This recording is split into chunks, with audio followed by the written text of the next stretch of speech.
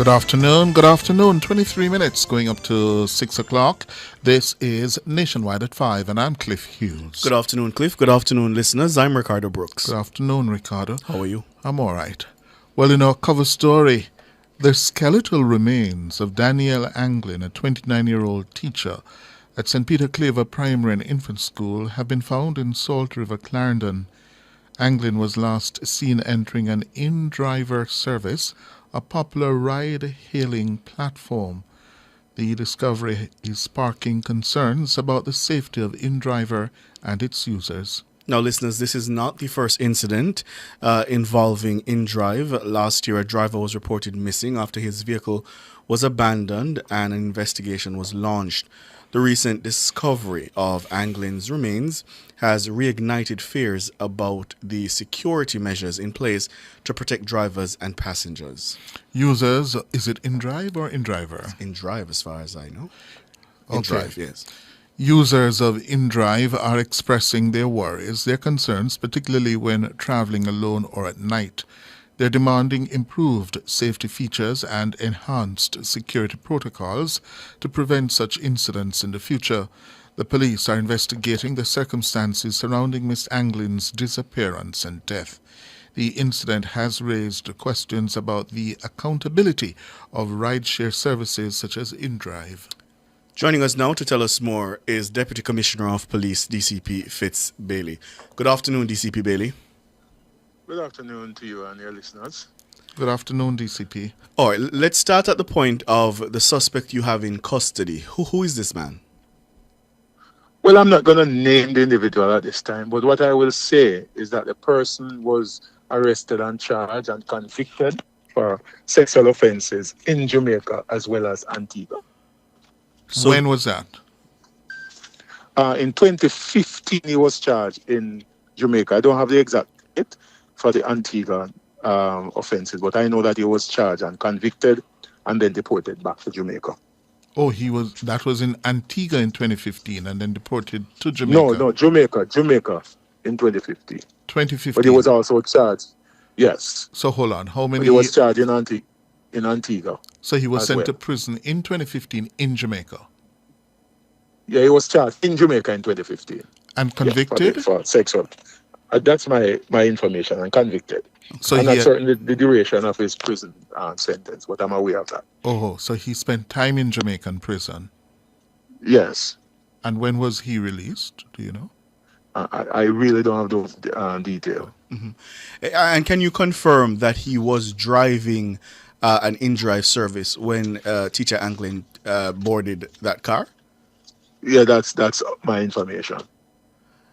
And do you know whether he was known to her?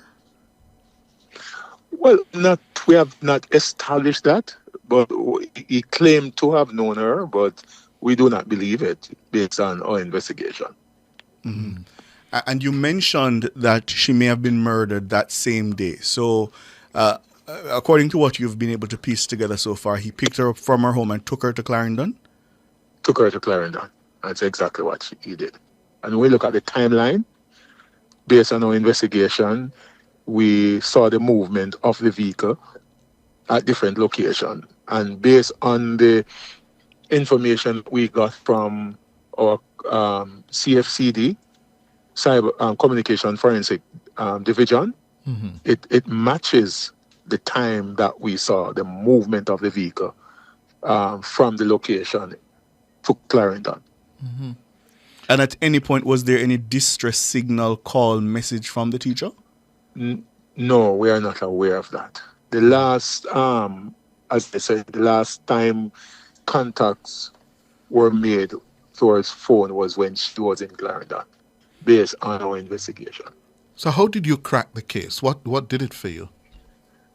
It was a very, very painstaking investigation by the investigator. As I said, I really commended them for their effort. In fact, I think I can say this is that, and I would encourage community to install CCTV cameras in their space, because that played a critical role in what we did, and the police were able to really look through a series of vehicles based on what we got from CCTV footages, several vehicles, and we were able to narrow down one specific vehicle.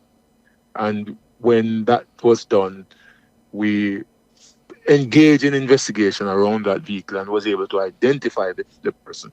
It's like there was an anomaly with that vehicle. And An the anomaly. person was taken. An anomaly, Yes, meaning I don't what? want. I don't want to get into those details, but there was. But So let me she, ask you the And question this we way then. So it was a right. registered InDrive service. Why weren't you It able to was trace it from that platform? no. Well, we never. It was after the fact we found out that. After the fact, we found out that, after, and there's no local representative here for that service. So even in our investigative process, we don't know who to contact. And it's a concern that I have. And as I said, I have actually spoken to the minister, and I spoke to someone from that works with the transport authority, and we will. There's mechanism, there's effort to ensure that there's some regulatory framework in place to treat with those type of services. I mean, we have to ensure that we have fit and proper vehicle and fit and proper person. I mean, these are when you consider your one's daughter, wife, any family member can take one of those services, and there's no guarantee who is behind the wheel. There's no criteria for that individual to go through any regime before they can engage in those type of services. And I think it's very dangerous. And if I were to advise the public, I would say stay away from those services for the time being until there are regulatory framework put in place to manage them. so you were able to establish when she boarded this particular vehicle? Yes, we were able to, and we were able to, and I will say that technology played a critical role in this investigation. I mean, the whole time detective type police about the technology and the sciences, and I mean, it played a critical part in this investigation. So are you now confident that the skeletal remains are those of her? We don't want to say so until we get the forensic confirmation. But based on what we picked up during the investigation, it is highly suspicious that it is her body. But they remain, but we can't confirm that as yet. How did you go to Salt River to find the remains? Did he confess? No, we went there before. As a matter of fact, we started from last week. We were Before he was taken into focusing on custody? in that he was in custody from last week. Oh. But we actually were focusing on that era for a period of time. And we made several trips. We had a case review last week. The team was down there doing some work. We I think we made some discovery, and then we went back. We took the dogs, the cadaver dogs, and this morning, and we came up with those. It was very comprehensive, and sometimes we can't speak to everything, but we were working behind the scene. As I said, CIB headquarters got from. As a matter of fact, when we heard of the incident, I saw the report, and I immediately made contact with the ACP in charge of CIB and instructed that we place some special focus on this matter. I had my own suspicion, and when I got the preliminary report, I formed a conclusion in my mind because we got that Salt River era as an era of interest from the get-go shortly after the incident. We're being joined in studio by Nationwide's Nora-Gaye Banton. I want to take you back, DCP, to the matter of the rideshare companies, because your advice to the public was to hold off on using that service at least until regulations are in place. Do I understand you correctly to be saying those services are operating outside of Jamaican law? I'm not saying outside of Jamaican law. I don't think there's any law that regulates those type of services in Jamaica. There's just I mean, we have to understand that this is the way of the world. I mean, it's hard to have that but what I'm saying, there must be mechanism, regulation that treat with how these individuals must operate, what are the requirements to be part of such organization, what are the mechanisms put in place to ensure that we do not have the wrong people behind those wheels, people with criminal intent. And I'm saying for our traditional operators, they have to go through a regime, providing police record, etc. And I believe that people who engage in this type of services must be subject to those type of scrutiny as well. And Cliff, DCP, we did a little experiment here. Nora set up the app. She went online, she signed up, and she's going to tell us how easy it is to actually get on and become a provider of this service. Right. So You became an InDriver. yes. Okay. Pretty simple and pretty easy. They I must say they did ask for driver's license. So I guess that is proof that you are a valid driver. In our production meeting today, someone was asking about red plates. I believe it was you, sir. And no, you do not have to have a red plate vehicle. They ask for a picture of your vehicle, though. You take it from the front and the back and your license plate. There are options to add vehicle registration and insurance, but you don't have to add it. Right. So, And you were approved in what period of time? within 24 hours, I was approved, and then I could go ahead and start picking up rides. So is there any guarantee that if I sign up as Ricardo the driver, I can give the car to Cliff and say, Cliff, go pick up Nora? There's no guarantee, because I have you know that I've heard stories of persons, because when you sign up with a name. As a matter of fact, I didn't even sign up with my full name. I just put Nora Banton. And even though I had submitted my driver's license, which would have had my full name. Right. And there is no guarantee that I, the driver, Nora Banton, is going to be the one picking you up, because I could indeed loan my vehicle to you and you could drive it. As a matter of fact, there is no guarantee that the car I have on my account is the one that's going to pick you up either. Because I've heard of stories where, say, for instance, it says blue Honda Fit. Yes. And a red Toyota Wish comes. Just like that. Just like that, because that's the car I have now, but I have the app and the rides are there because I've already signed up as a driver. DCP, this is a significant security risk, surely. Yeah, but what evidence is there to show that the car that the person gave is their car either? Exactly. There's no evidence you of could go that. beside anybody's car and let them take a photograph and send. How do they link the car to the person. holder of the driver's Exactly. license? Do they have the facility to do that? I mean, this is very risky, and I think I'll do some more follow up with the authority, because we have to safeguard our citizens from this level of exposure. I mean, I've heard some things which I don't want to disclose on air in respect to those type of services, and I'm saying that we have to put in the right regulatory framework to manage, to prevent situation from what we suspect happening in this case from happening in the future. Willard Costley, you're the president of the Association of Hackney and Contract Carriage. is Your correct. reactions to what we're learning here? I really have a lot of concern. First, I must send condolences to the family of that teacher. Because it's a really awful situation. But I must say, we in the industry, especially myself, know it was coming. One, this has been facilitated and fueled by many illegality.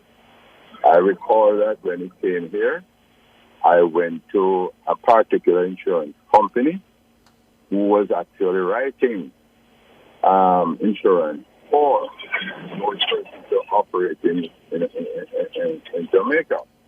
Upon when I found out what they were doing, I make sure pass down to the regulator, ask the regulator, and write to the regulator about the behavior from the office of the presidency of the association. I have not received, though I reminded them, I have not received a correspondence on it. However, what is happening here is that in Jamaica, the operation of taxi in Jamaica is far different from the rest of the world, because the operation of taxi is monitored and authorized only by the government. And this is why anybody want to do transport business, public transportation, will have to go through the government via the transport authority. Or from the mere fact that you're not going through the transport authority, no matter what you do, you are not an operator. Number two, in Jamaica, the only ride-sharing operation you have is a road taxi. And contract carriage is not a ride-share. And when persons, whoever it is, come into the KMTR with a notion of offering ride-sharing, as a matter of killing out the industry and endangering the passenger, we have a problem. Mm-hmm. We have a problem. Yeah. They also go to set fares that are not market-driven and far below what the vehicle can operate, and this creating mayhem. Passengers and driver have arguments, sometimes physical, about what the recommendation is by virtue of the company and what they want for their service. So it created a lot of mayhem. All right, Nora. Hold on, Mr. Costley. Nora. As it relates to safety, though, I must add that you have to put a photograph there of yourself as a driver. And as a passenger, if you can see the photograph of the driver who has taken your ride request and is coming to pick you up. Now, if you accept and the driver comes and it's not the vehicle that's on the account or not the person, then you should be careful of those things. You can also on the app track your ride until you get to your destination. Mm-hmm. So those are some protocols I would say that are in place. On the point, go ahead. On the point of the fare, Mr. Costley seems to have a concern about the fare. Is it that you set the rate that you... Right. So if I want to go to Half Tree from here, I can say I'm offering $300 to get there. $300 I believe is the lowest that you can offer. Or I can, if I want to go to Constant Spring, I can also offer the same $300. It's up to the driver to take it. So somebody who may be on their way there already as a driver could just take the $300 and go, and that's not market cost. Which undercuts the traditional service, yes. DCP Bailey, the man you have in custody, yes? He was arrested and convicted on a charge of rape in Jamaica before. Yes, that's my information, as well as in Antigua. As well as Antigua. How do you have information to suggest that we may be dealing with a serial rapist there? I will not say that at this time. We continue to do further work up around him to see exactly, to realize, to understand who he really is. So far, you have implicated him in only one case. In this one, yeah. But we don't know what will happen down the road. Just this one. Cliff asked earlier. And did I tell you that he has actually confessed? Oh, that was. No, you said no. Yes, didn't. I wanted to clarify that because Cliff asked that question. He confessed. Confessed to murdering her. Yes. Oh. Do you know if it was in furtherance of something else? I give a story. I don't want to get into that, which give a story, but. Does it involve a relative of hers and allegations of a missing firearm? No, nothing about firearm. No. That they were in a relationship, but it really, we don't really. A relative of hers being in a relationship with him? Based on our investigation, we do not accept that theory, so to speak.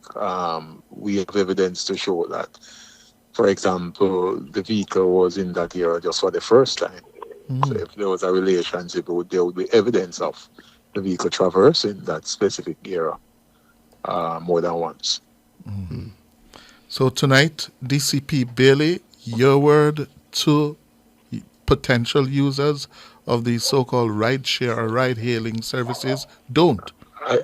I will say be cautious. I would say desist until the regulation is properly in place to treat with those type of services. I mean, as I said, we don't have anything to determine who is behind the wheel. Mm-hmm. It could be a serial rapist, it could be a murderer, it could be just anybody.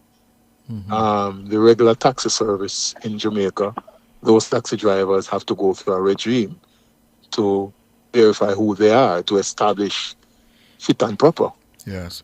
And I think we need to ensure that these individuals also go through a regime of fit and proper. And another big lesson from this, if you can install cameras in your communities, in your homes, Communities, do yes, so. it helps. It helps.